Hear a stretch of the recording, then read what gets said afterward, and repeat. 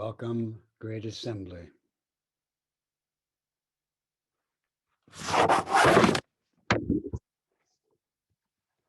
May I just take a moment and look at all your faces?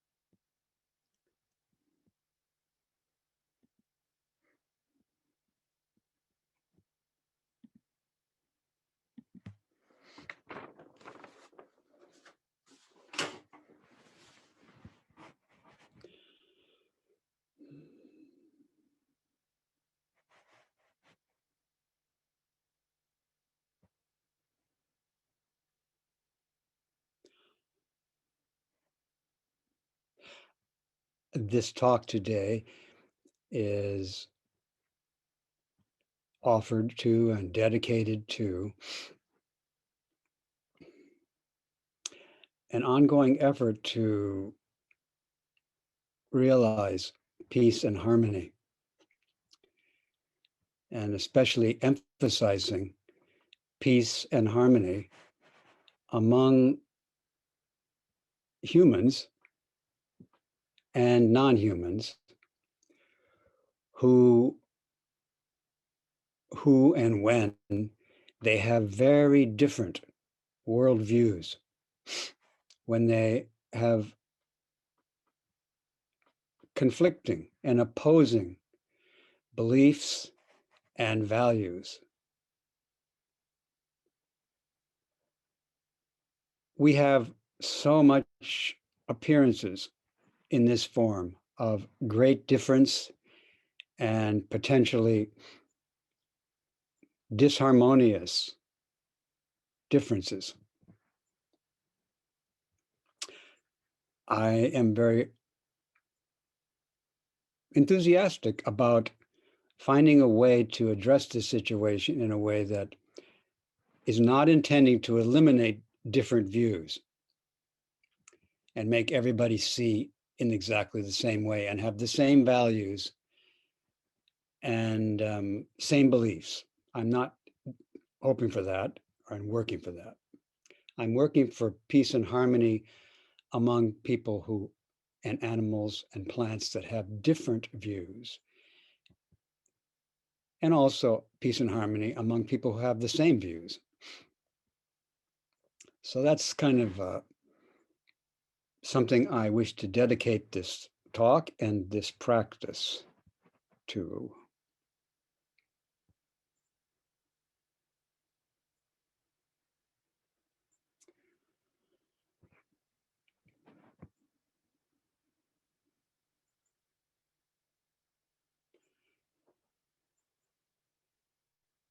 I'm not sure it's appropriate for me to mention, but someone said to me that a good epitaph for me might be, "He loved the Dharma."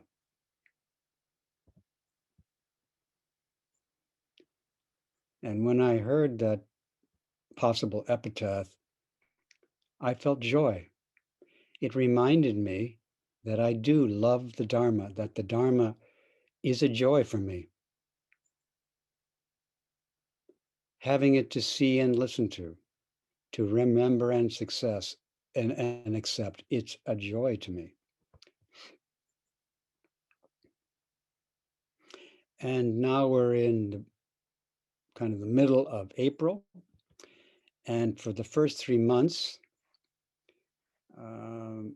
many of us have been intensively studying the Lotus Sutra, starting in January and continuing to today. Someone just said to me a couple of days ago, this is your new baby. This Lotus Sutra is your new baby. And it is kind of like a new baby to me. And it's also my old baby. I've been cuddling this wonderful sutra for more than 50 years. I first started in 1968 because Suzuki Roshi was going to give talks on it. Now, he actually did give talks at Tassajara on the Lotus Sutra in 1968. And I heard a rumor that these talks were not popular with the students there. Yeah. But anyway, I started studying it, and I have been continuing to study it and contemplate it since that time. And this year, partly because of the very difficult times we're in, I felt like the Lotus Sutra is so appropriate when situations are really terrible and horrible. The Lotus Sutra is self-proclaiming itself for that purpose, for those times.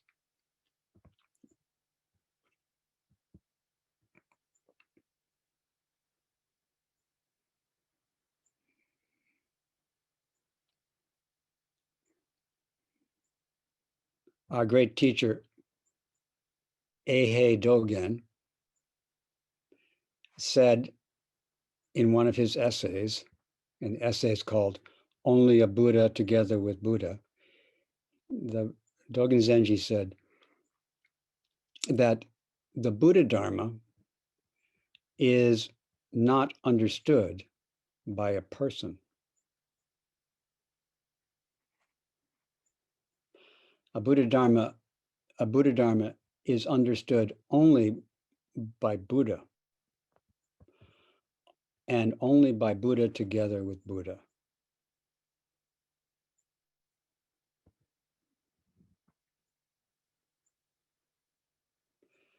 Buddha together with Buddha understands the Buddha Dharma, not a person.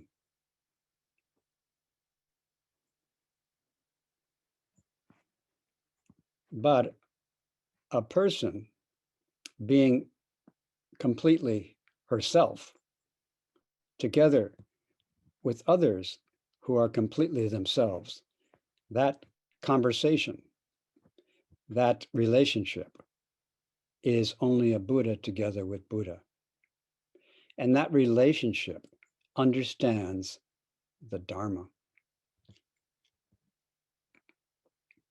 According to the Lotus Sutra, according to Eihei Dogen. And I am holding that up to you and for you, that teaching, which is also the teaching of Zen.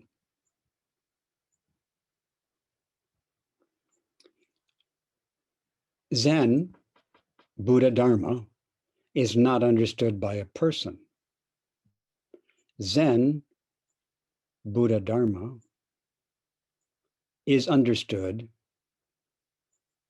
by Zazen. It's understood by our practice, and our practice is not a person. Our practice is how a person is practicing together with all beings. The way we're practicing together is Zazen. The way we're practicing together is only a Buddha together with Buddha. That conversation between ourselves and all beings That conversation understands. That conversation is the real Buddha. And that real Buddha conversation understands the Buddha Dharma. And in that conversation, there is the realization of peace and harmony between all beings, some of whom have deeply different views of the world and each other.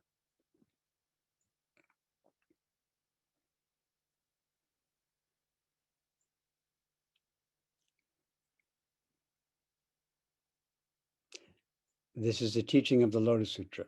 And a related teaching of the Lotus Sutra is called the One Buddha Vehicle,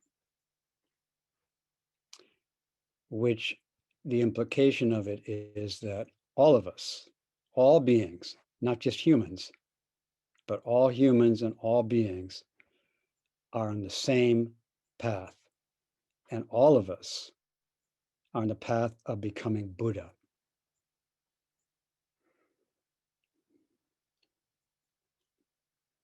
I mentioned this to someone, or to many people, and one person said, do we have to believe this? And I don't think you have to believe this. However, I offer it, and it has been offered, as a way of regarding each other, a way of framing the context of our relationships with other beings. That everybody we meet is a future Buddha. Everybody is a future Buddha. Trying on, it's a meditation, it's a thought experiment. I guess it might be needed to believe that it would be good to try it, to try this meditation, that everybody we meet is a future Buddha.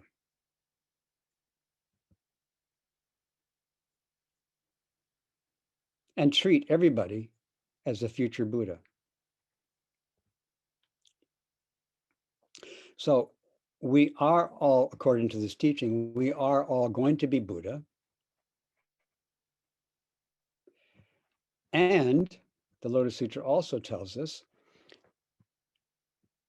that this teaching that we're all going to be Buddha must be taught. Somebody has to bring this teaching up. That's part of the process of us becoming Buddhas.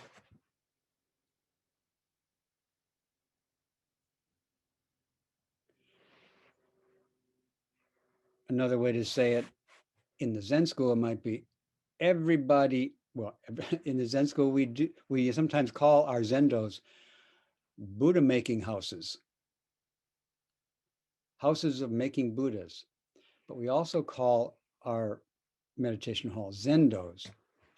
So another rendition of this teaching would be all beings are on the path of becoming Zazen. All beings will become Zazen. We will all become only a Buddha together with Buddha Zazen.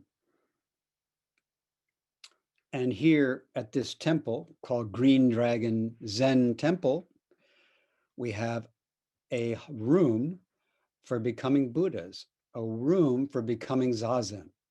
It's called the Zendo, Zazendo.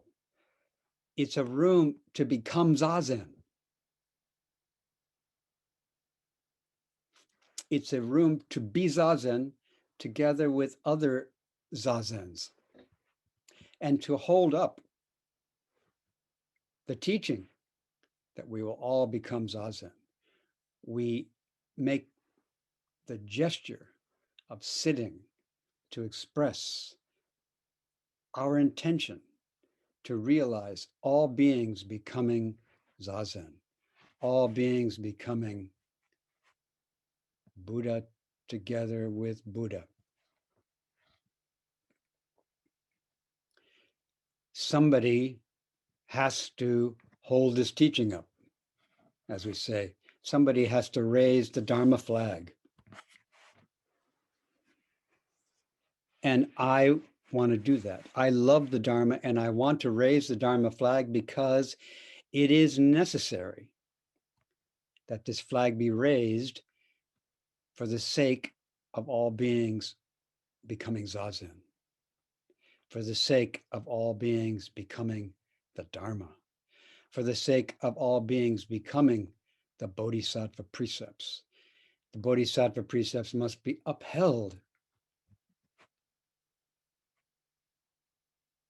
must be taught in this great movement of all beings becoming the Bodhisattva precepts. The Lotus Sutra and the Zen ancestors are inviting us to take up the task of expressing that we're all future Buddhas. And if we regard others who have very different views with this teaching, really look at them as future Buddhas and treat them with utmost respect, as we would treat a Buddha, not trying to control them. If we meet the Buddha, we respectfully do not try to control the Buddha and tell the Buddha what Dharma talk to give today or how the Buddha should be a Buddha. However, we can say to the Buddha, can I ask you a question? And we can say to the Buddha, may I make a suggestion? And we can say to the Buddha, I'm feeling uncomfortable. We can give the Buddha many gifts. We can give the Buddha our limits, our boundaries. We can ask the Buddha to speak more loudly or more quietly. We can ask the Buddha to stand farther away. We can make many requests of Buddha as gifts to the great Zazen. And we can treat all beings that way, and they will eventually realize that they are being deeply respected, perhaps by someone who really disagrees with them in many ways and sees the world differently. But even though I see myself as being different from that person and that person being different from me, I can still regard this different person with these different views, with these clashing views, with these perhaps horrible views as a future Buddha. And they can feel the love of Dharma, not my love of Dharma. They can feel the love of Dharma, and it will make them accept that they are going to become Buddha. And some people who I practice with have problems with the word Buddha, and I'm one of them. I have problems with the word. It's a difficult word in a way. Now, instead of Buddha, you can just sort of reframe everything I've said so far today and just make Buddha a synonym for great wisdom and compassion and unlimited skillful means and virtue. But Buddha's shorter, and Zen's even shorter. But, Buddha has a problem because sometimes we think, oh, Buddha is something out there. But we might do the same with wisdom and compassion, that it's something out there. We are going to become wisdom and compassion. We are going to become great wisdom and compassion, according to the Lotus Sutra. And I'm trying that on, that everybody I meet is going to become great wisdom and compassion. Hello, this person is going to become great wisdom and compassion. I may or may not say that out loud, but today I'm saying it out loud. I'm singing it from the highest hill. You are going to become great wisdom and compassion, all of you. I'm saying that. And I hope that was respectful the way I said that. Can I sing loudly and respectfully? I want to. Sometimes I'll sing quietly. Let me know if I sing too loud. Am I singing too loud? One person says no. Am I singing too loud? Another person says no. So, am I singing just right? Okay, so we don't need to use the word Buddha. We don't even need to use the word Dharma, but we somehow need to bring this teaching up.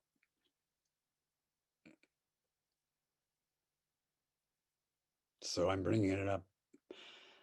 And our teacher, Suzuki Roshi, asked us to bring it up, encouraged us. Somebody has to encourage this teaching of Zazen, this teaching of we are all going to be Buddhas.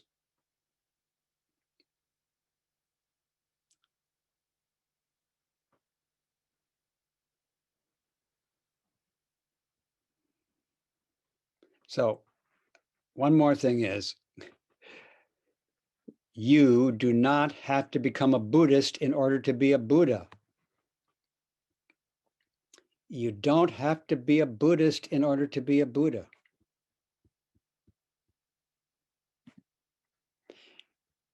You don't have to be a Jew in order to be a Buddha. You don't have to be a Muslim in order to be a Buddha.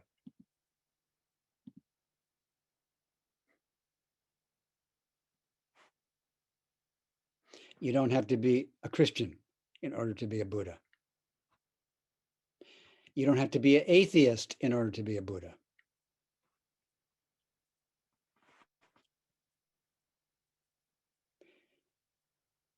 No. However, no matter what religion you are, you're going to become great wisdom and compassion. No matter what religion you aren't, you're going to become great wisdom and compassion.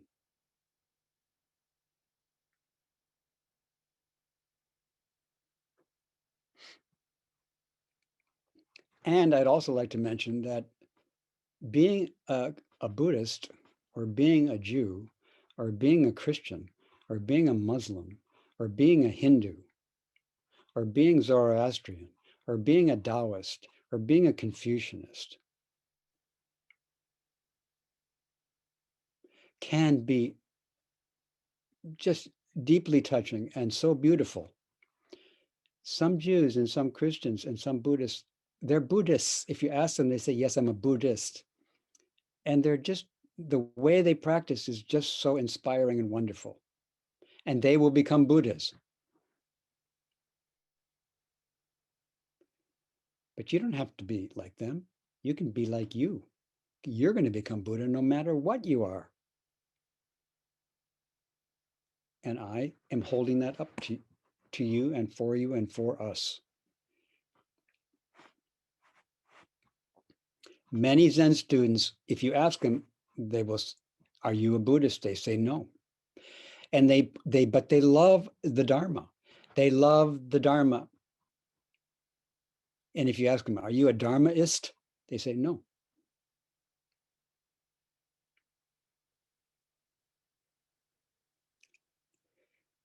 Are you a Zenist? No. Do you love Zen? Yes. Do you love the Buddha Dharma? Yes.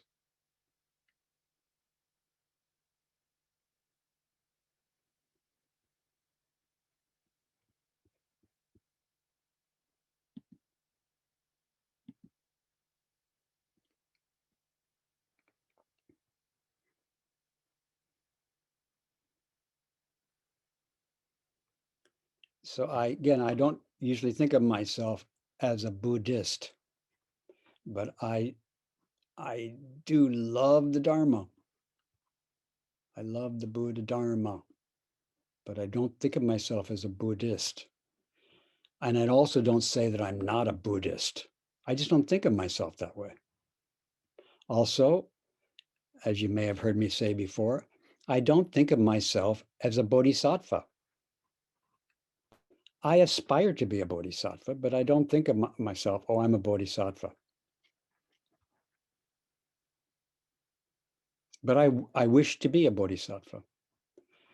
And I wish to be Buddha. But I don't think I'm Buddha. I just wish to be Buddha.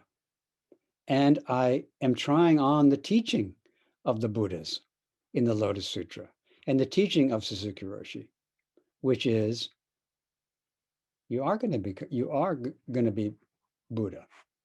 I am going to be Buddha. I try that teaching on, but I have not come to the place where I say I am Buddha.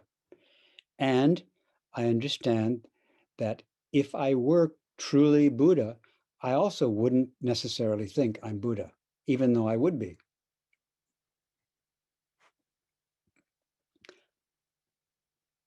Again, I don't say I'm not a bodhisattva. I don't say I am a bodhisattva. I say I aspire to be a bodhisattva. I don't say I am a Dharma teacher. I don't say I'm not a Dharma teacher. I say I aspire to be. I don't say I am teaching the Dharma. I don't say I'm not. I want to. I don't say I'm practicing the true Dharma. I don't say I'm not. I say I would love to. How about you? Would you love to practice the true Buddha Dharma? Well, part of practicing the true Buddha Dharma would be, I suggest, is not leaning into that you are practicing the Buddha Dharma or that you're not. And if you do lean into, I am practicing or I'm not practicing, then we practice compassion with that leaning and come back upright. I want to practice Buddha Dharma. I want to become Buddha Dharma. I do.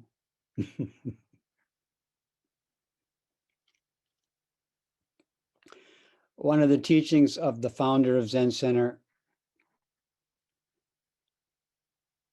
that deeply impressed me, and I bring up often, is he said, our practice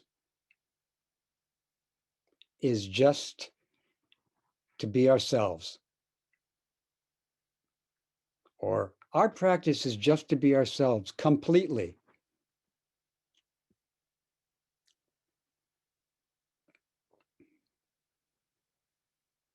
Or our practice is just to be ourselves completely without expecting anything for it, of it. So now I hear that this teaching, this wonderful teaching, that our practice, what's our practice? It's called Zazen. That our practice of only a Buddha together with Buddha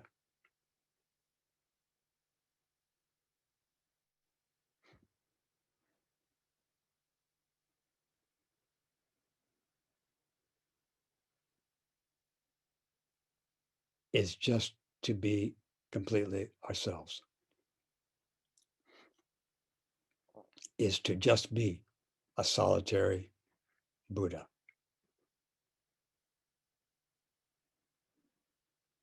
And so the Suzuki Roshi, I feel, is teaching the Lotus Sutra to us.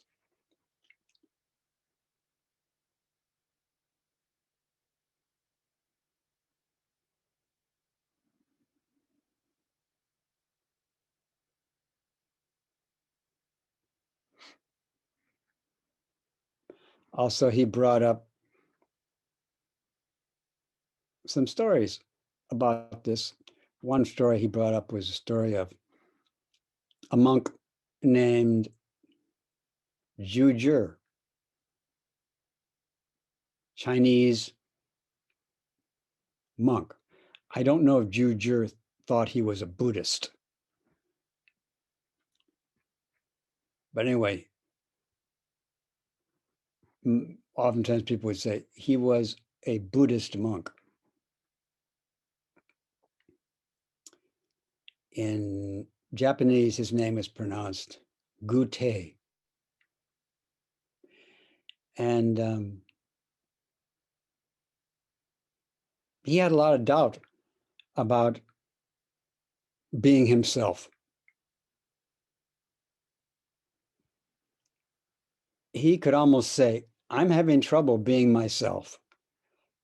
I mean, I am myself, but yet I'm not really myself. I am myself, but I don't have the spirit to be myself completely. That's kind of how he was. And then they say a bodhisattva came to visit him, and the bodhisattva's name was, the bodhisattva took the form of a Chinese monk. Again, maybe they would say Chinese Zen monk. And that monk's name was Tenryu or Tianlong, celestial dragon. Somehow, when he needed someone to give him the teaching came. And he told Celestial Dragon, the great teacher, who maybe didn't think he was a great teacher and maybe didn't think he wasn't a great teacher, but wished to be a great teacher for Jujur. Jujur told him about his problem, and Tianlong raised one finger and pointed at Jujur, and Jujur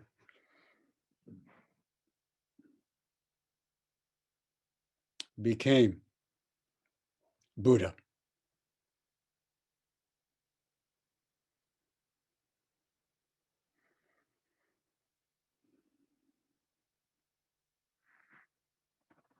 He became Zazen.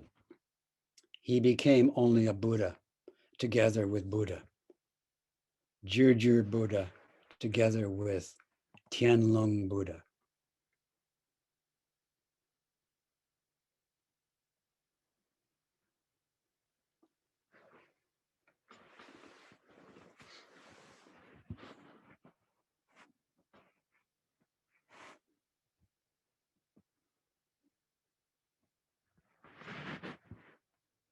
In discussing this case, which I think Suzuki Roshi often did with laughter, he also brought up another story of one of our ancestors in our, we say the founder of our tradition in China. His name was Dongshan Liangje. He lived in the 9th century.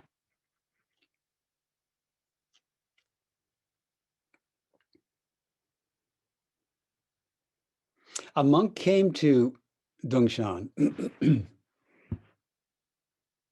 Liangje and said, how can I escape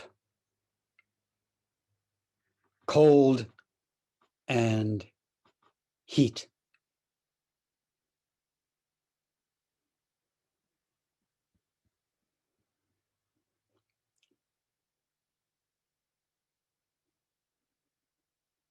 And Dongshan said, well, maybe you could go someplace that's neither cold nor hot.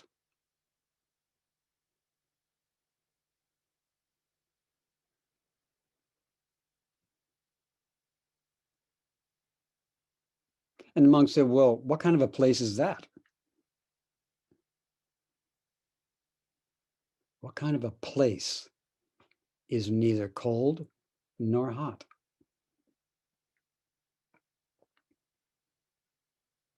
And Dongshan said,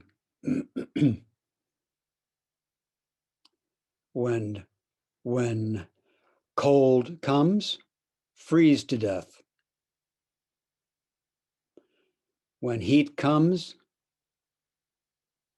swelter to death.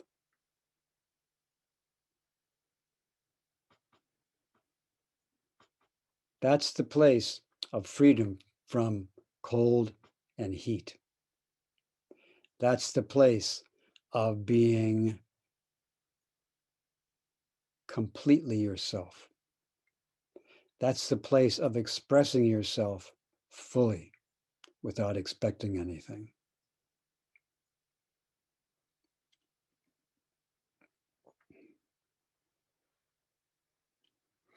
That's the place of when it's cold, cold Buddha.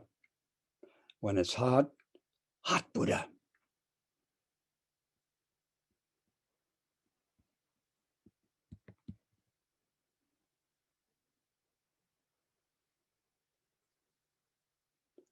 Cold Buddha without expecting anything but cold Buddha. Hot Buddha without expecting anything but hot Buddha.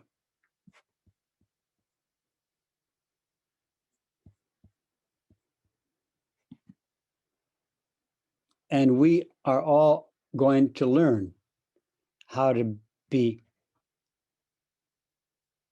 cold Buddha when it's cold and hot Buddha when it's hot.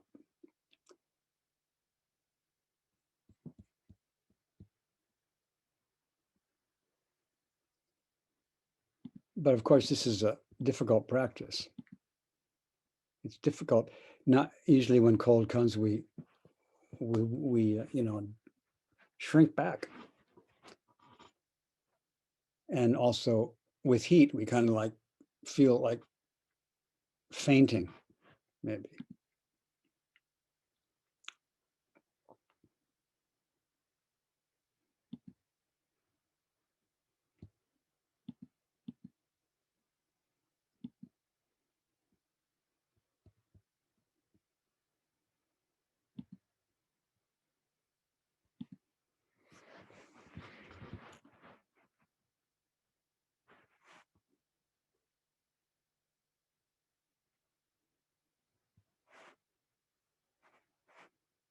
For the sake of the great program of all beings becoming Buddha, for the sake of peace and harmony,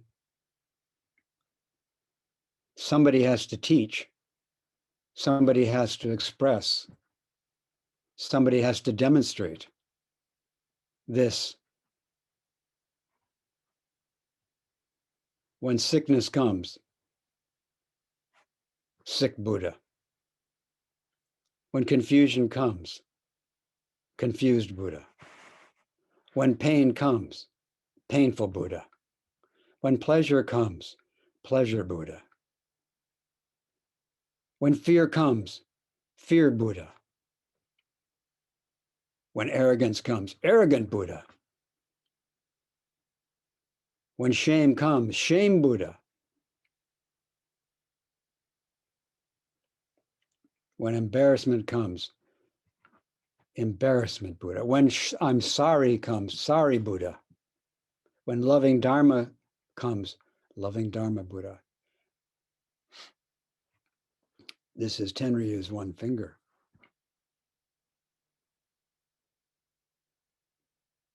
This is Dungshan. When cold comes, freeze to death. This is Suzuki Roshi's. Just be yourself completely. This is Zazen. And you don't have to be a Buddhist to do it. All you got to do is be a living being, which you are. And when you're completely a living being, you are precisely Buddha. And nothing is harder than you being you, completely, together with all beings, telling you how to do it.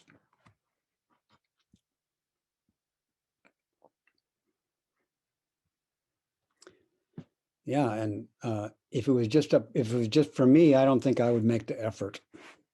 It's just so hard. I might want to check out. It's so hard.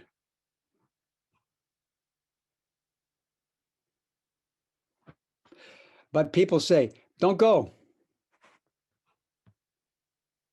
They can see I'm having a hard time being me.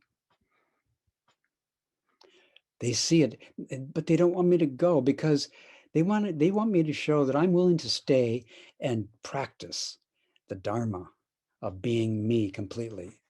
They want me to show that I'm willing to do that for the sake of peace and harmony with them. They also find it hard, and they're thinking of giving up too. They want some people who are going to continue. So they say, please don't go. We've got your epithet also. We've got your epitaph. It's a good epitaph. But stay until we're all Buddhas, please. Stay until we all become Zazen. And then I think, oh, okay. I'll stay for you.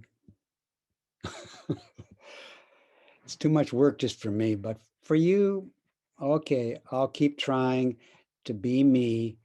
I'll keep trying to be Buddha.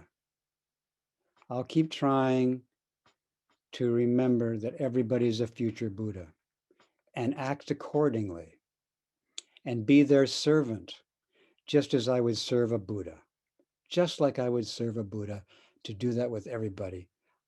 Okay, for you, I'll continue to try to do that.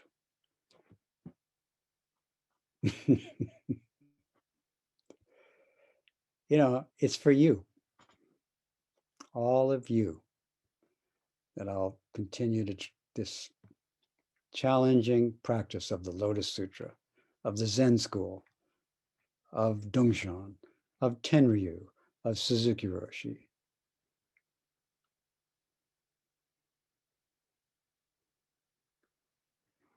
Thanks to all of them, and thanks to whoever put together the Lotus Sutra over hundreds of years, and whoever's taken care of it for thousands of years.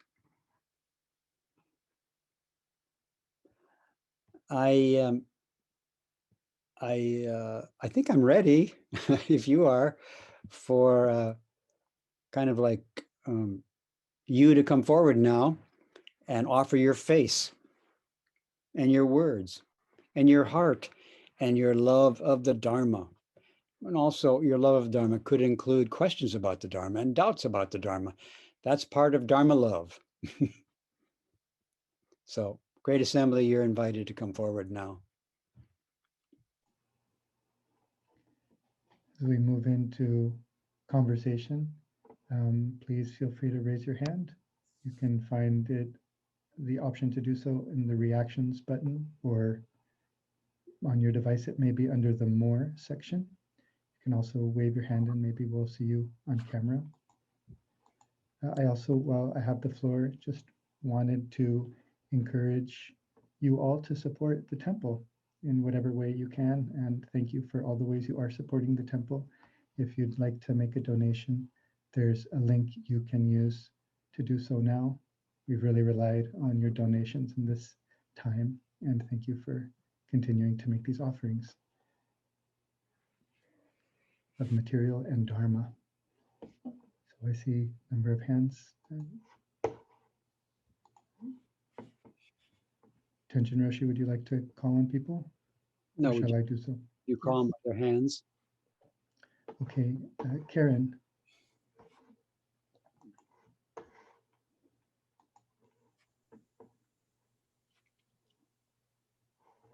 Good morning. I can't see her.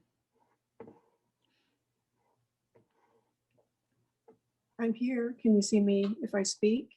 I can now. Okay. So I wanted to, the phrase only a Buddha together with a Buddha seems to me idealistic. And from my point of view, the potential to become something is not the same as being something. So I wonder if you could help me reconcile that, or if you would speak to that.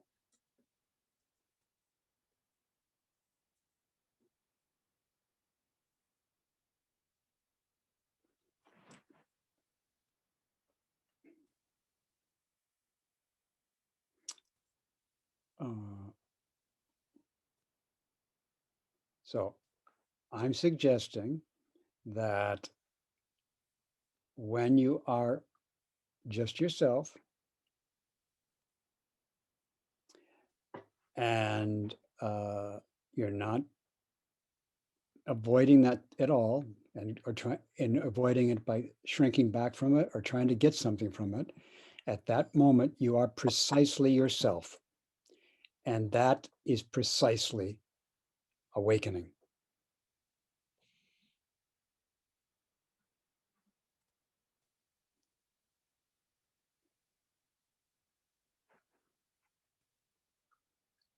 I think I see Buddhahood as some ideal state and not as, you know, just me or just this person. What I just said was an ideal state. Okay. You being you is an ideal state. You being you is not you. And you being in conversation with another person who is being herself, that's not you. But that is an ideal state. It's an ideal state. It's something we can try to practice. So also, when cold comes, freeze to death. That's an ideal state. It's not you. You're cold. You're hot. You're tall. You're short. But you being tall, you being short, that's an ideal state. You know, and you could aspire to that ideal when you hear about it. So you hear, oh, the teacher's saying, when cold, freeze to death. That's an ideal which one might wish for. When in pain, just be pain. That's an ideal, yes. The Buddha way is a way of aspiring to an ideal. It's not about who you are, it's about the ideal of being who you are. And that is Buddha. And of course, if you practice that for a long time, you will become this thing which is like fully enlightened. So you're that way all the time, never slipping from that, never forgetting that. But you can be that way right now, and that is Buddha. And then the next moment, you can forget it. And then you slip off being completely just yourself. And then in a way, the actuality that you will be Buddha is temporarily forgotten. But you're still on that path. I see it more as a future thing than a present thing, you know? Well, it also you have a future Buddhahood, okay? But also you are the past of your future Buddhahood. You are a future Buddha's past. You're part of a future Buddha. You're the past of a future Buddha. And you also have a future Buddhahood. But the past of a future Buddha, when that person who's the past is completely herself, she is Buddha.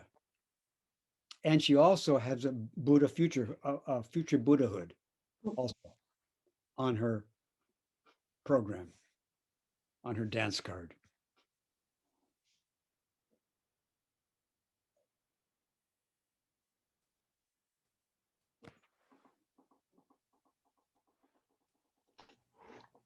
Ryu, can you make the screen so that it's split between me and the person I'm talking?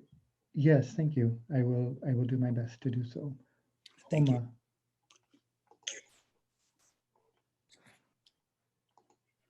Homa. Can you hear me? Yes, I can. Okay. My question started with what Karen started. And your response to her also was what I was expecting as the response, which is beyond in the sense of recognizing who you are, recognizing what is, that recognition is awakening. That recognition is what is beyond. No, And then, no, okay, it's not a recognition. okay, go ahead, give me the, You being you you okay, being so, you is not a recognition. no, it's the recognition of you realizing what you are seeing is not necessarily you. Well, that's That something, it, yeah, that's something to recognize. yeah, that's what I meant. But that recognition is still not quite what we're talking about here. If you have the thought that that thing is not what I'm thinking it is. If you have, Okay, okay. if you have The thought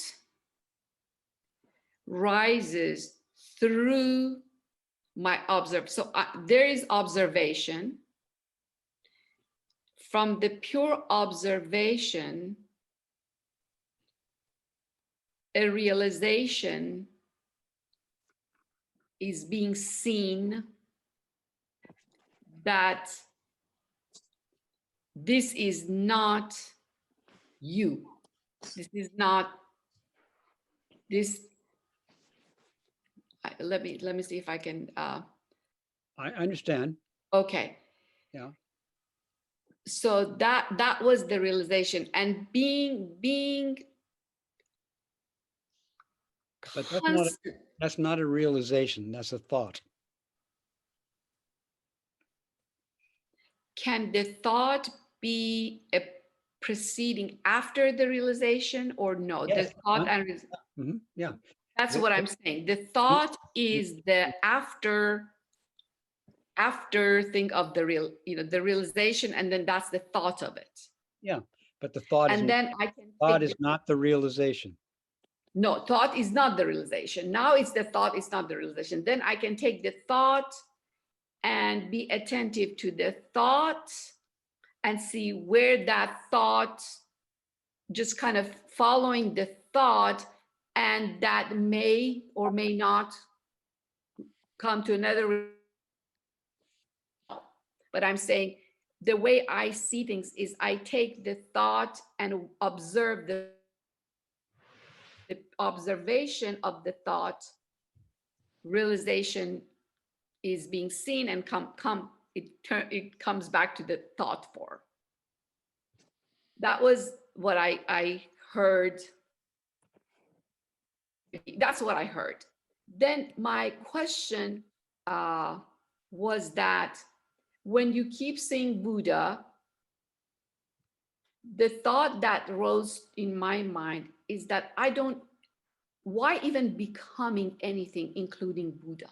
Why is the question? Okay, there's two questions. Why there this becoming, which is very much, I think, what Karen said, is no becoming anymore, not becoming. That was one question. Okay, the question for that becoming is it necessary? Is it essential? Is it vital? Is it primary to become? That's the question.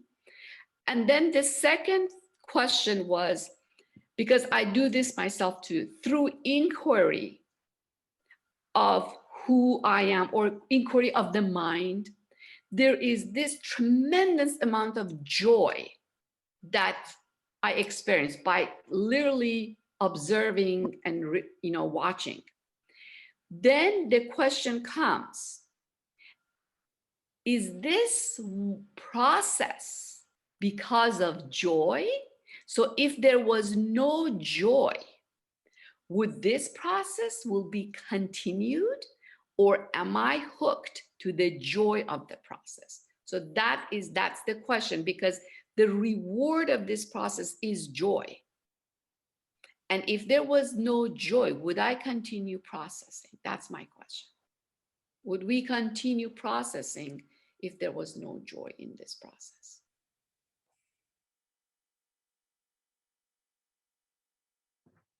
Yes. Then the only reason I see is joy.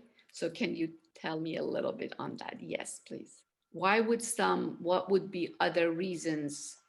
Do you ever not have joy? Yes. Okay. At But that but time, I don't, okay, the times that I'm not in joy, I feel I'm not processing. I'm just being numb. I'm just being dull.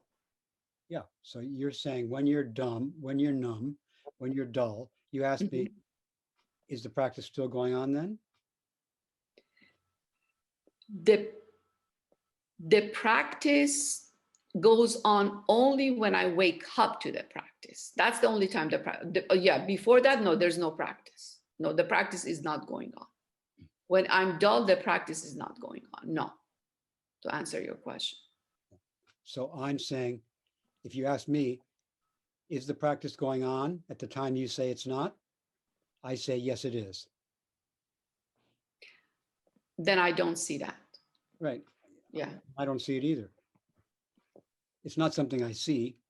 It's my understanding that the practice goes on whether you. Okay, hold on. When you say it's your understanding, are you taking your understanding just because, or talking about actual understanding that through your understanding you have realized it? I'm just telling you my understanding, okay? My understanding is that the practice goes on whether you're joyful or not. You're practicing whether you're joyful or not. That's what I'm saying.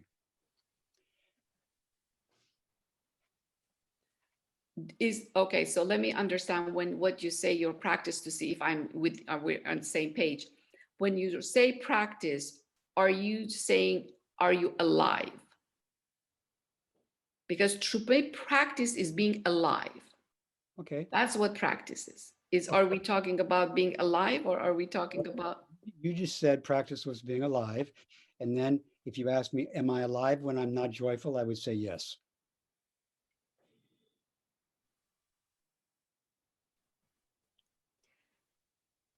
Am I alive when I'm not joyful? I cannot digest that, but for the sake of the group, I'm going to take it and just let it be, but it's not digested. Thank you.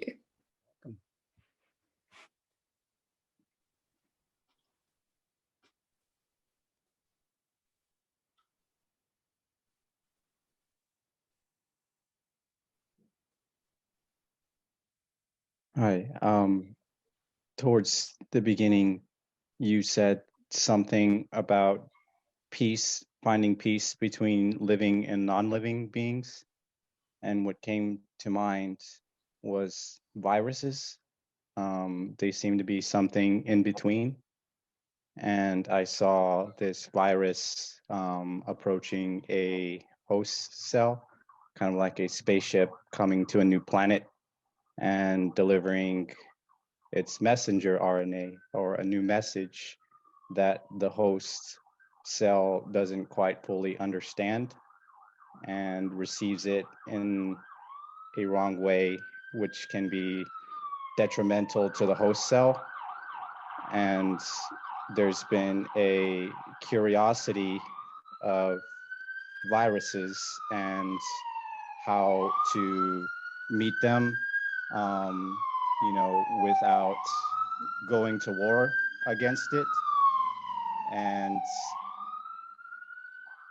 without being afraid of it, and trying to understand its message that it's delivering. And there's also a sense of apprehension and fear of approaching this spaceship from another planet and knowing that I might not understand the message completely and that it might be detrimental to the host cell and that it might kill me. But then also it seems that despite that fear, that that might happen, that some of us, or some host cells might get the message wrong and die.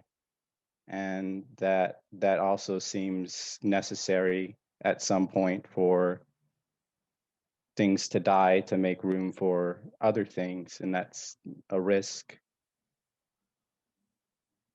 But I'd still be curious of meeting this virus and understanding what its message is.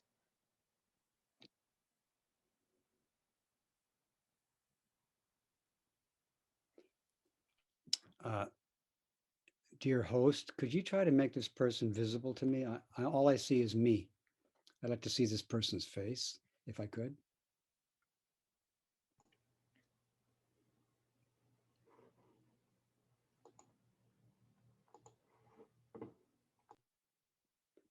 Trey. So Trey, I feel like your expression was non-violent. I feel like your curiosity is non-violent.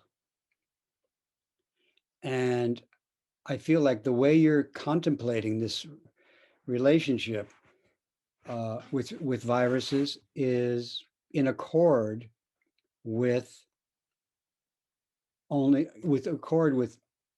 a Buddha together with Buddha. It is in accord with Zazen. That your contemplation of relationships with viruses is, I think, in accord with fully being yourself. So I encourage you to continue meditating on this particular example along these lines, and treat other situations like other humans and plants and animals with a similar curiosity and respect and nonviolence. I heard the possibility of violence, looming around your discussion, but you didn't get into it. And part of the reason is we don't even know how to be violent with viruses. The only kind of violence we can have towards viruses, I guess, is just, I hate viruses and I wish viruses would die, but we're not even sure viruses can die. So it's kind of an interesting and mysterious process, but I think your attitude and your contemplation is in accord with becoming awake, nonviolent, and peacemaking. So please continue. And also, I just might parenthetically, if I can, mention that human beings are the result of a long history of relating to viruses. Some viruses are not deadly, but many of them anyway have affected our DNA. Our DNA, to a great extent, is from incorporating the RNA of viruses. And that has made us who we are. So, yeah, and we're trying to get into the harmonious aspect of this process of evolution. Thank you.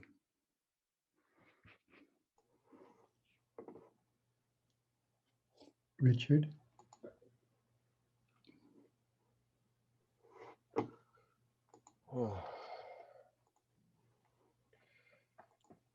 Namo Buddhaya, Namo Dhammaya, Namo Sanghaya, Namo Buddhaya, Namo Dhammaya, Namo Sanghaya, Namo Buddhaya, Namo Dhammaya, Namo Sanghaya. May all beings benefit from our meeting. Yeah. I am today a miserable Buddha, Yeah. being Buddha with another Buddha. And I say yes to everything that you have said. And I thank you deeply from the bottom of my heart for being a teacher and for continuing to teach and to help us to understand and to learn and to practice this beautiful way.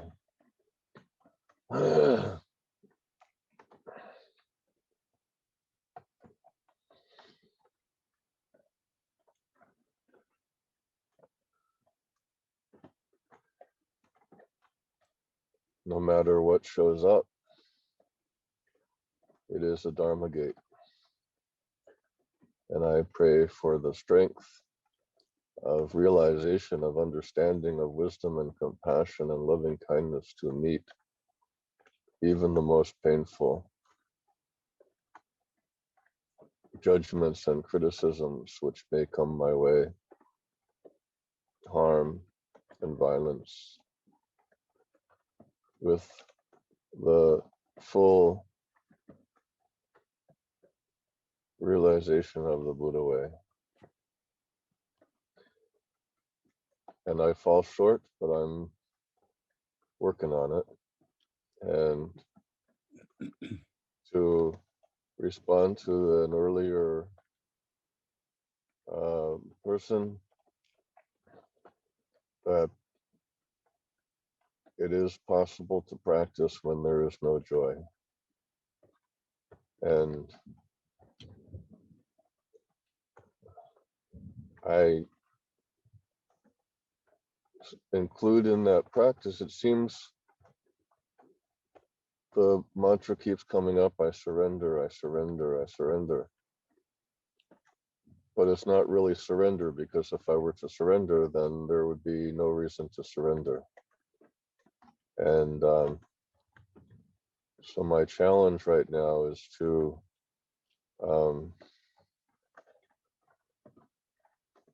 be who I am.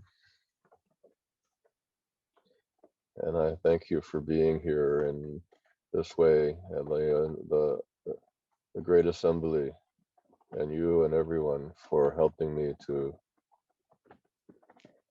mature and deepen in this path at this time and at all times. And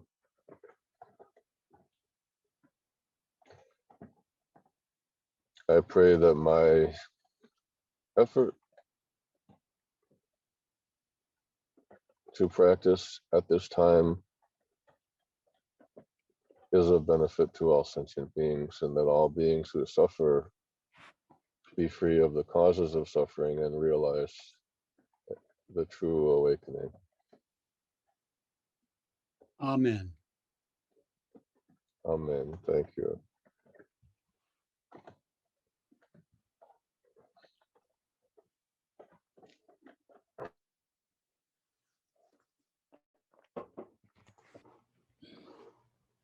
Bill? Good morning. Good morning from the state of Louisiana. I just wanted to share with you, Reb, that during that beautiful moment when you wanted to see everybody who was attending and being a part of this assembly, I was, as I am now, out in the yard doing yard work. But I wanted to be seen, so I held up my phone and I turned on the camera, and I was feeling your beautiful energy and the energy of everyone else in the space. And a warbler, a little tiny bird, landed right on the top of my screen, and it was looking at me.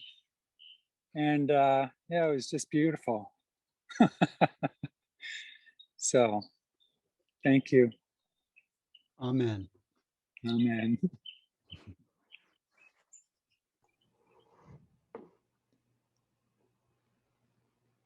Sonia? Thank you.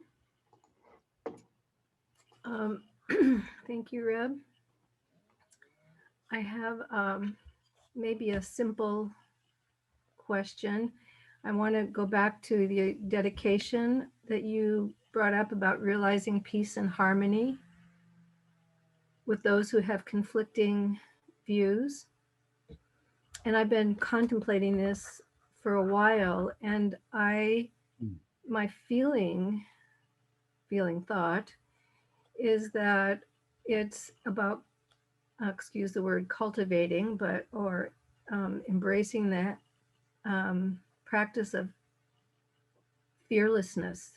If we're not afraid, or we have some courage or stability, then we can actually hold conflicting views or hold our view. And I don't know who what the reference is. Blanche used to talk about what a monk has to offer is fearlessness, but I don't know who said that.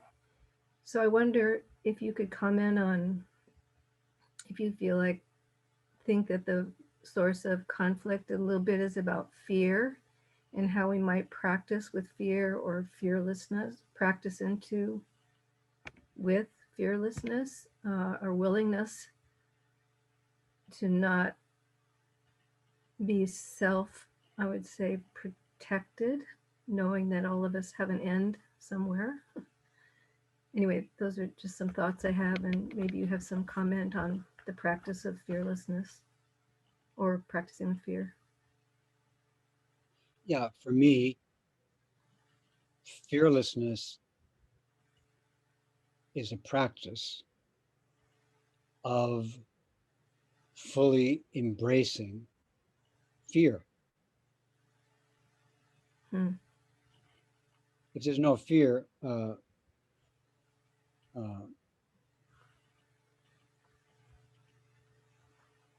that moment, I don't have a fearlessness practice.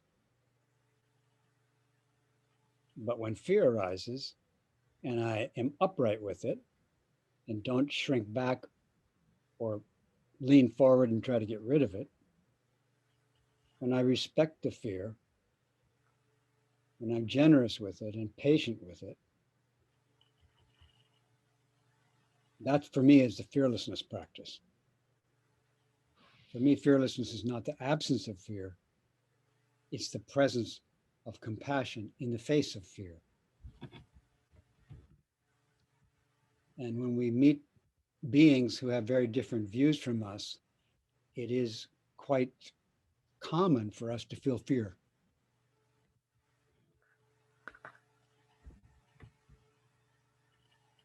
Or even people who don't know their views, but they look really different from us, or they're much bigger than us, or whatever. We naturally, our body has been developed to give rise to fear. And so fearlessness is to meet that fear, to be frightened Buddha,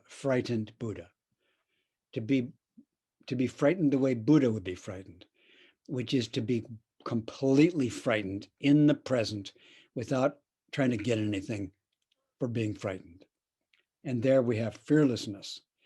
And that helps, that gift, if we're that way, we can demonstrate that to other people.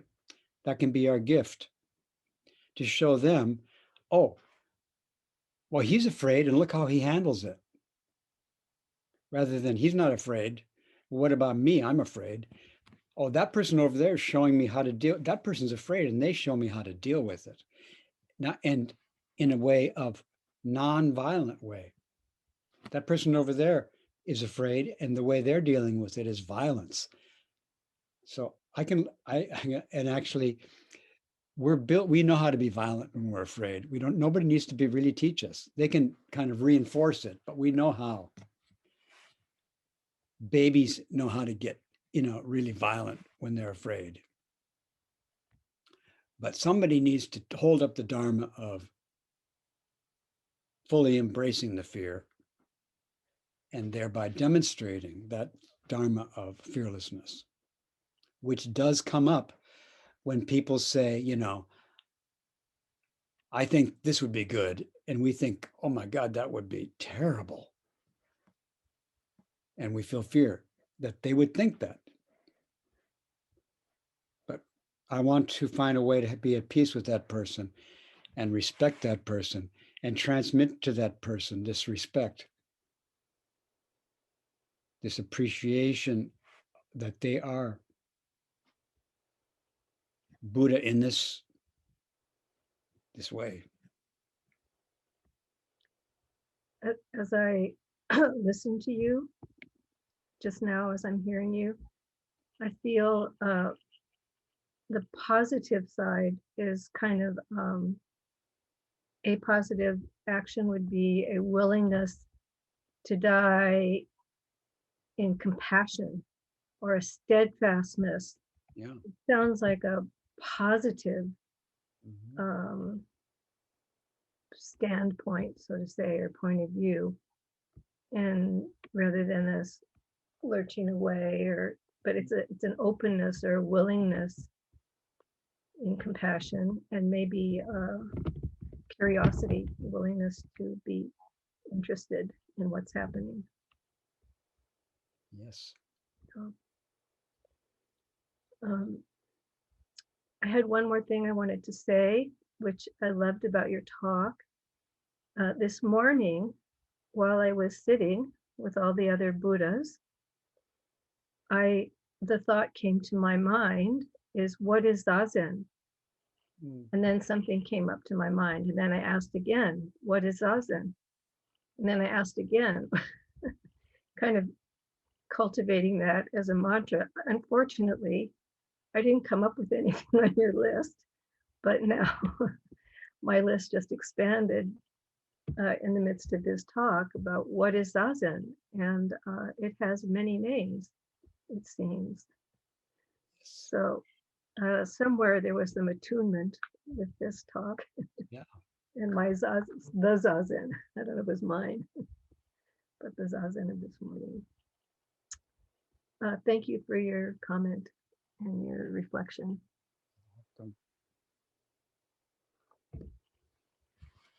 Amen.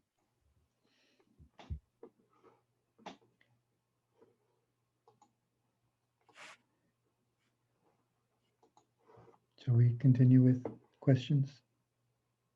Are there some more? There are about 7 more questions at the moment. So we'll continue with Terry.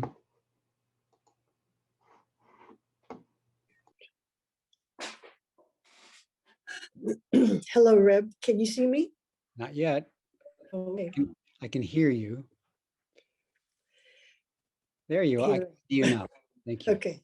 I'm wondering if you have had an encounter with someone with whom you deeply disagreed, to the extent that you wondered if they were mentally ill, and you used these practices of respect with them, and if you could describe how that went.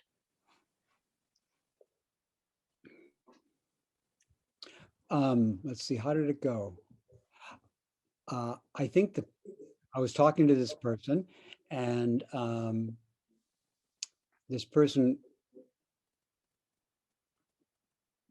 based on something I said earlier, that I would like to hear from people who have trouble expressing their views to people who might have different views from them. So this person told me about her political views, and she also told me that she's been afraid to tell some of her friends about her political views.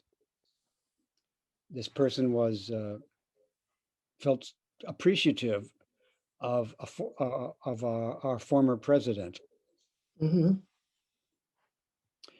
And she told me that she had been afraid of expressing that appreciation to a lot of her friends because, she thought they might not respect her if she did. But then she told me about her appreciation. And so my job was to respect her while she was expressing appreciation and telling me her views, which really surprised me. This is a really good friend of mine. And her views were surprising. And I was really also happy that she was telling me this. I never heard her tell me these things before. But she had felt encouraged to reveal this to me, which she had been afraid to reveal to her friends, other friends, because they had not told her that they would like to hear from people who have different views from them. So she didn't tell them, but she told me, and she didn't necessarily think that I had different views, but she thought that I would, even if I did, that I would respect her and listen to her. And I did. And the more I listened to her, the more amazing things she told me. And I learned so much. And I didn't tell her my views because she hears me talk about my views a lot about a lot of things. So I didn't give her a talk about my views. What I did was I gave her a chance to tell me many amazing views.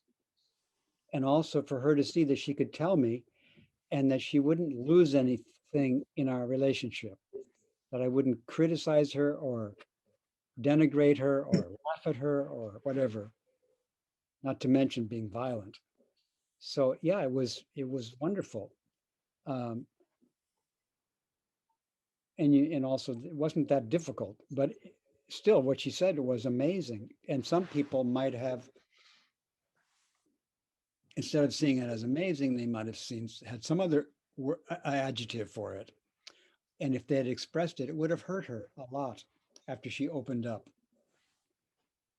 So, and I gave her some instruction about how maybe to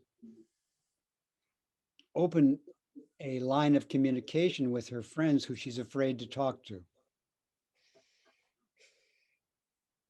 To develop a way of talking so that she feels safe, not safe exactly, but encouraged to take the chance of letting them know who she is. But be careful because, without being careful, they might ridicule her or something like that. Yeah, so that's how that went. It was very encouraging, and I still have the invitation to please express your views to me. Give me a chance to respect you and learn about you, even though what you might be telling me might be different from my views. But isn't there a way that silence equals assent? If somebody says something racist and you don't say anything, you are there's a moral concept that you're seeing as being in agreement with it. Well, there is that because, like the Buddha, when the Buddha gave talks, sometimes the Buddha would say, the assembly is silent. So I assume you all understand me and agree with me. So there is that. But if somebody's telling me their views, especially telling me their views because they're having trouble telling anybody these views, that's a different situation. Yes. Well, you were in a situation of teacher and student. Yes, right. Yeah. So say, you trust me. Yeah. And if a student made some racist comment, then I would have the opportunity of asking, and I had some feeling about it, I could offer them the feeling. In her case, in her case, I was more amazed. But it could also be the case that someone would tell me something racist and I might be like amazed. And I might, amazement is not assent.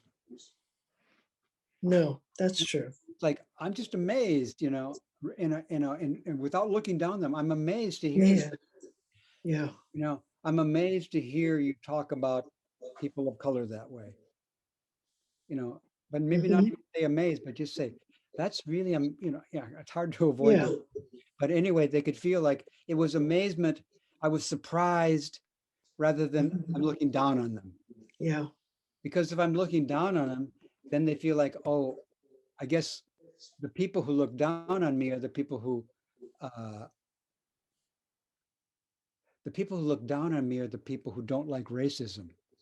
In other words, the people who look down on me aren't intelligent. In other words, people who don't like racism aren't intelligent.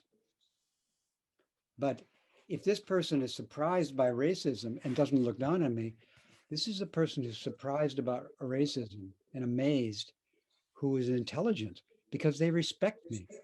They respect me, not necessarily agree with me. They respect me. And again, people who respect me, of course, are intelligent. Intelligent people would naturally respect me. And I say, yes, that's right. When you're intelligent, you respect viruses and races. But also you're amazed and in awe of them and careful of them. And in that way, you can actually open up a dialogue and bring peace to a situation where some people have racist views, right? Mhm.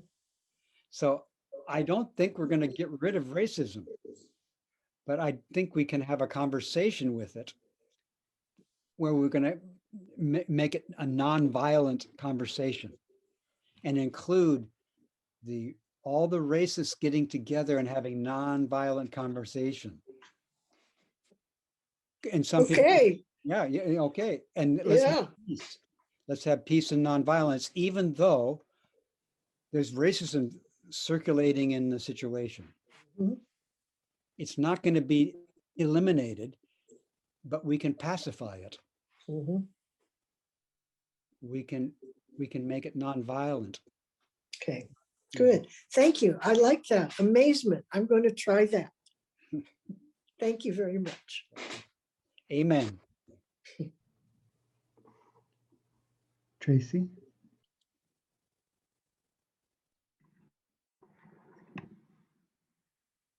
Thank you. Hi, Reb. It's wonderful to see you. Wonderful to hear you, and soon I'll see you. There you are. I can see you now.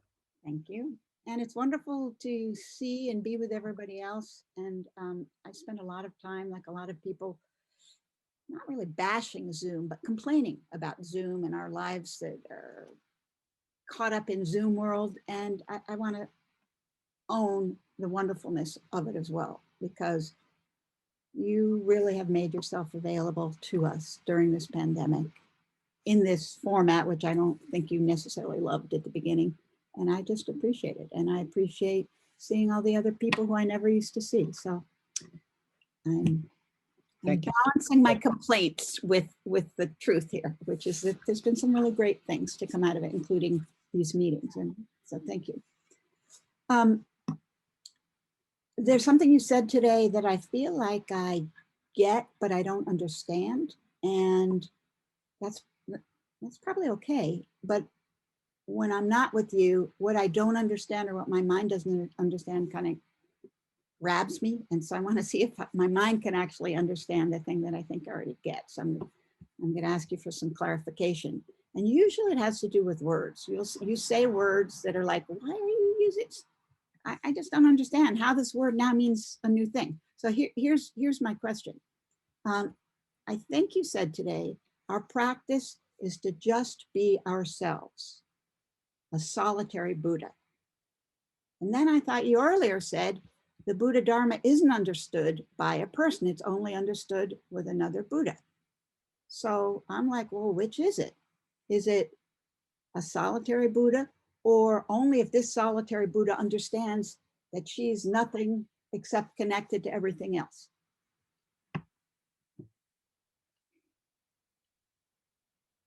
That's my question.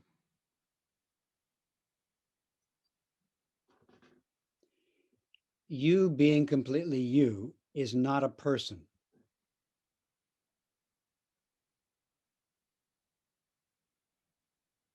Okay. That's a state of a person.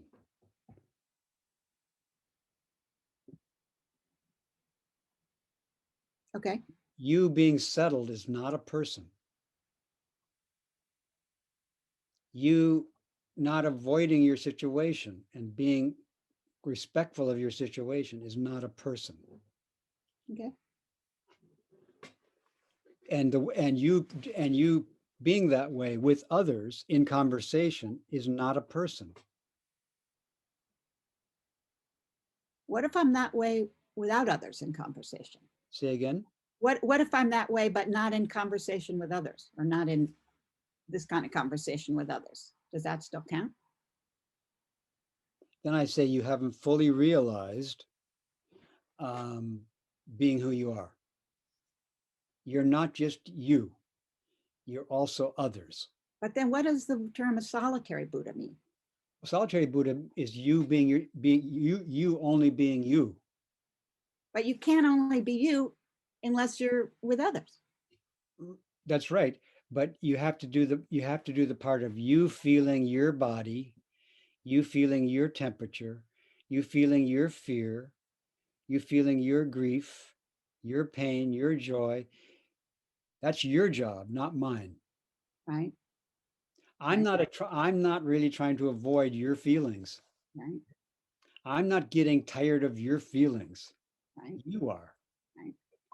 That's your job. Right. Your face is not my face. Okay.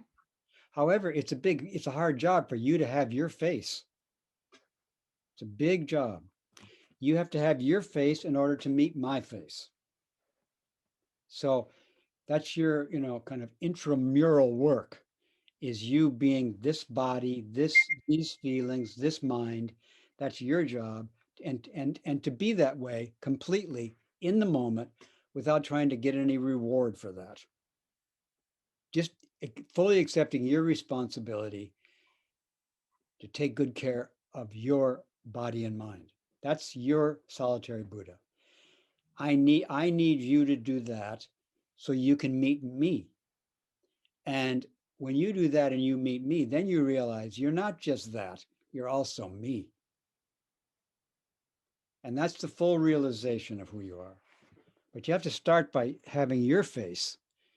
And then having your face which again is a very hard job. Then you can meet my face.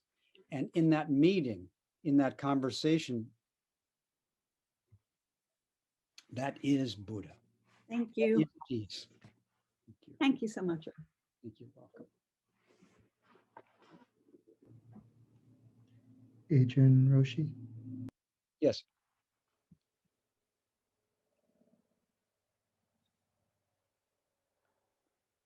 Yes. I cannot hear you, Linda. I didn't hear what you said. Thank you very much for the talk this morning. And I realized there's something I wanted to bring up when you started to talk about Gutei's, the story about Gutei. I thought, oh, good, he's going to bring up Shurji, and he's going to bring up the nun who came to visit Gutei, which I've always thought, here's one of those very, very few stories where we have one of our Zen women ancestors who, in this encounter, I think precipitated or helped Gutei to see that he wasn't completely himself.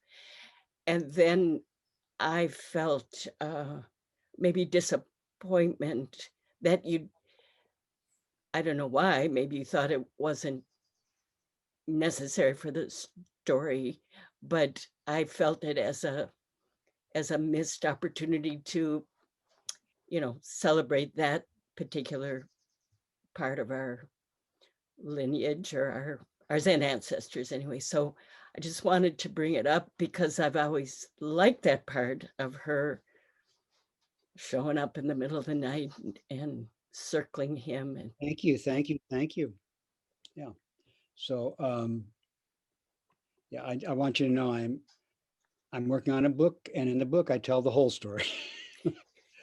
And also, you've heard me tell the whole story before, right? And I really appreciate you telling me about your disappointment. And your disappointment is kind of like her coming to meet me.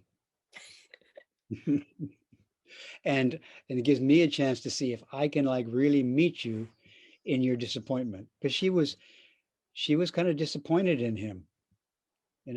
She came to see him and she said, okay, say something. And he didn't say anything, and she was disappointed, and she so she was going to leave, and he said, stay. And she said, well, I will, but say something.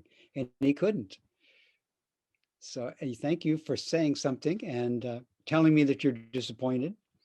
And that's great. We're enacting it. And Linda also pointed out that the name of this nun's name, this female monastic's name her name was Reality. Yeah. And so when Reality met Jujur, he couldn't face her. He couldn't meet her. He was kind of stunned by Reality. And so Reality is going to leave. And he said, don't go. And she said, well, say something. And he couldn't speak to Reality. So thanks for coming to visit, Reality. thanks for meeting me. You're welcome. Asya?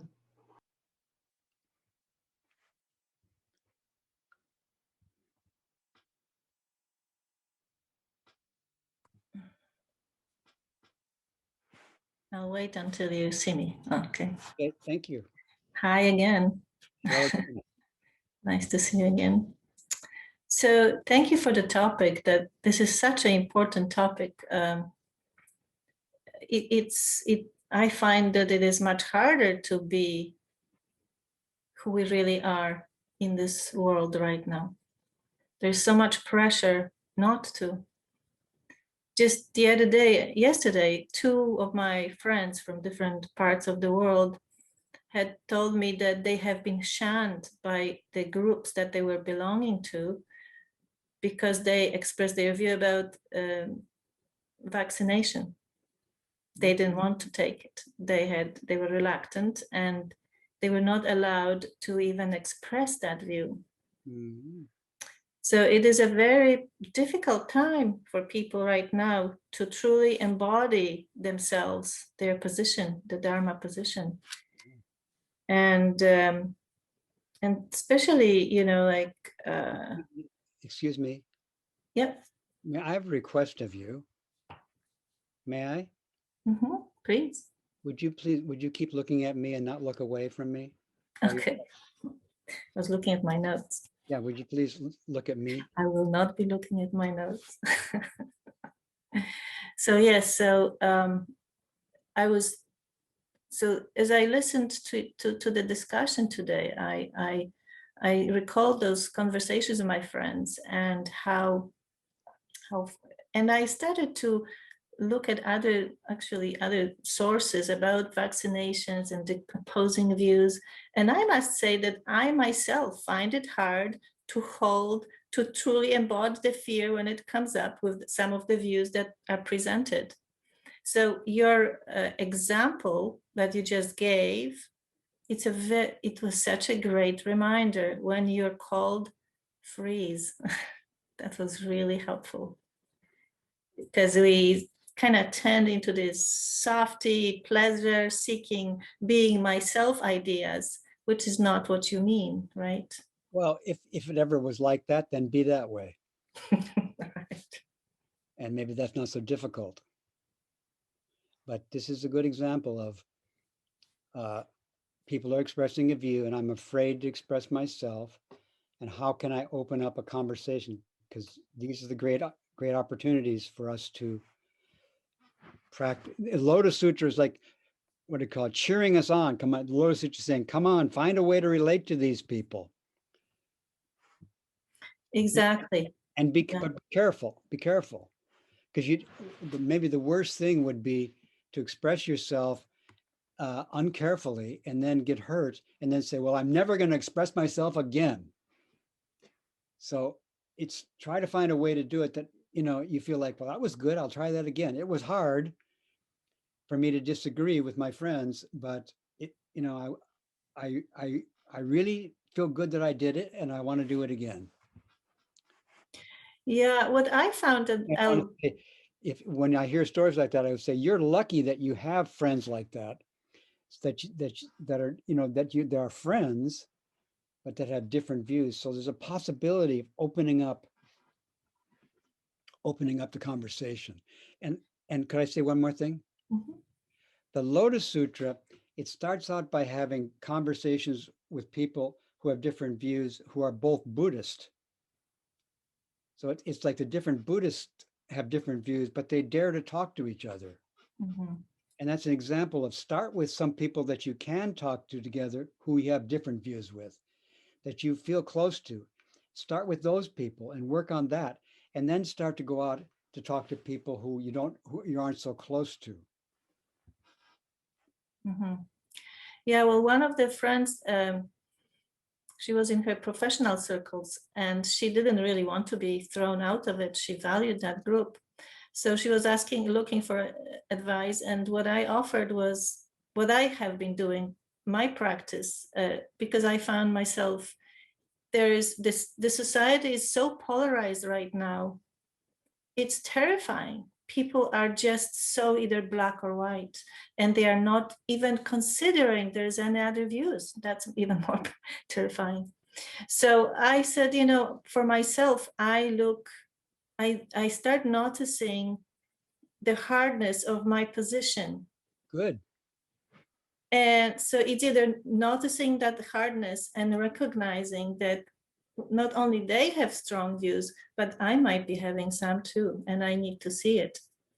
Yeah, and that noticing that is putting on your face. Right.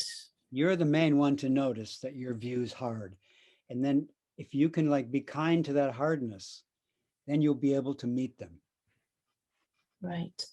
And also I also notice in myself that I need to be kind to the one who wants to wiggle away. Yes. And that will help you meet them too.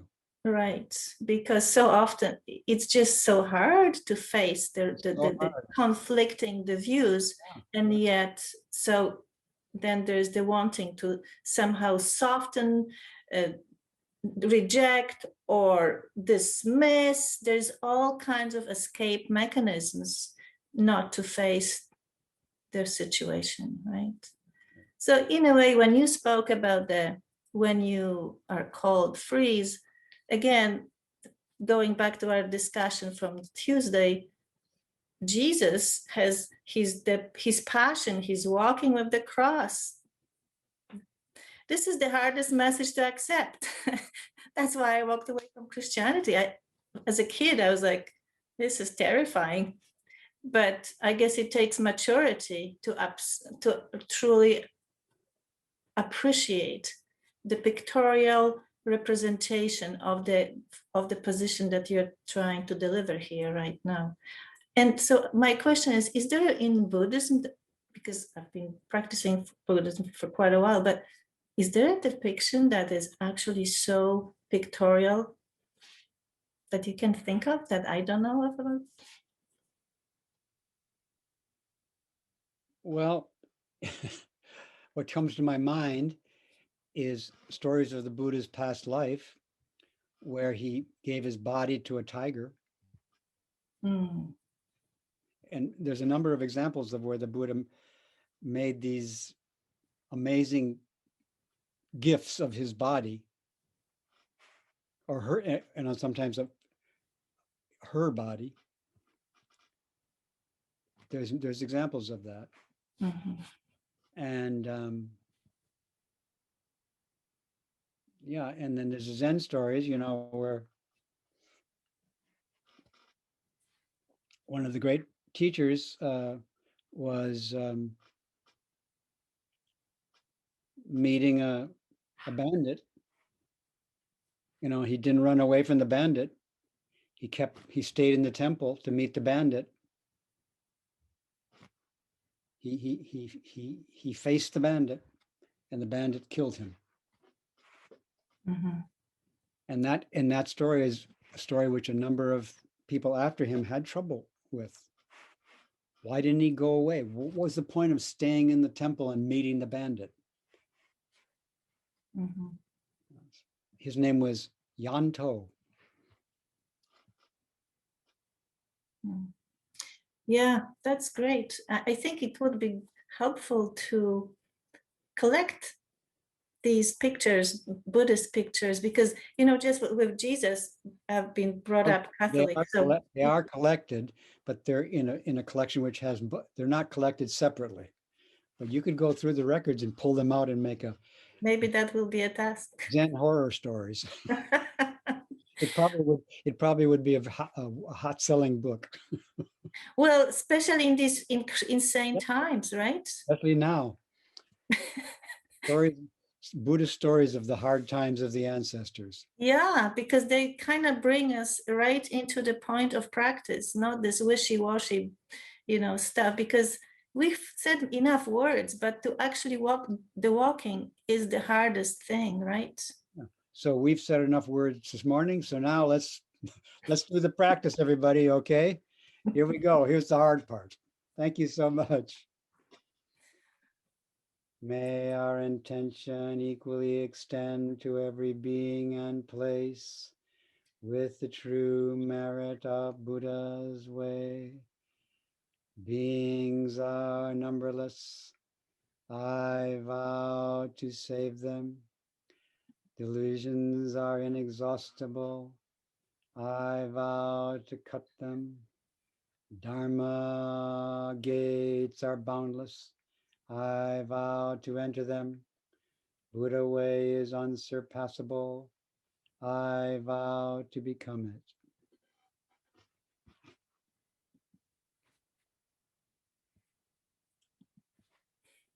Goodbye, everybody. Have a great rest of your day. Bye-bye. Good night. Bye.